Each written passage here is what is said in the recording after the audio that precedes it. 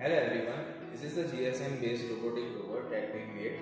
The rover is constructed with the laser cut MDF seat. The chassis is made into two layers to increase the surface area for the modules while keeping the wheelbase as minimal as possible. The rover is in the 4-wheel drive configuration and is powered with the 4 12 volts DC motors. The brain of the rover is an Arduino Uno R3 which is powered with the help of a power bank. The rover is controlled over a phone call which is connected with the help of a GSM module SIM 800A. Once the call is placed, the rover picks up the call by itself. After that, we can open the keypad to send the DTMF values in order to control the rover.